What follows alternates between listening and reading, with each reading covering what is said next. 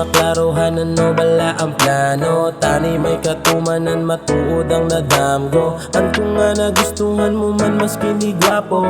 Andong ko matilawan matamis mo nga. Yes, I do. Way pugadali sa muna lang abotang. Kaysa tuod nga istorya mas talong kuya bulang. Pag abot tabi sa imo damogid na hamutan. Tani sa imo nga tipo ako ang magabutan. Handa kuya magulat mas kinano kadugay. Mas maayo makilala kasampuro kisamay. Halo pa yung alumay dasig lang tama umay. Dedekado ko sa imo desperado na ko dahay. Sa kasahandom tani lang mapalaron hindi man manggaranon mangintaw. Ay kagyapo na ilang kamansakon grabe ang balat tiyagang ginapangabay ko lang. Tani para wala man ko sa kadali, pero tani di na pagpadugaye.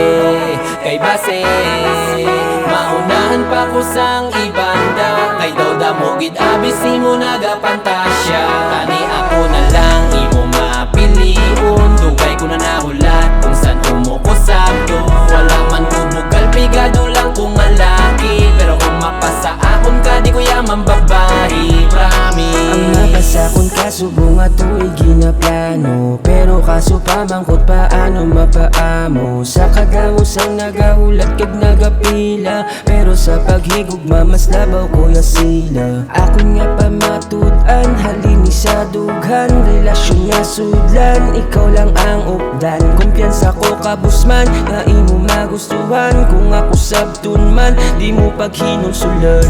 Ipabatsyag sa imo pagpalangga nga may triyan. Sabdan ako balak kay sakon mo lang na ma-feel. Nga do ara sa panganod sabay mapaanod. Kagupod kahul mahundua relasyon nga bakod. Kay tanan nakaplano desidido magbago. Ang pamangkot lang kaso nakapila dadamo. Basi di nakasalot sabdan na lang bala ang pamangkot ko sa imo kay. wala man ko sa gadali, pero tani di na pagpadugaye.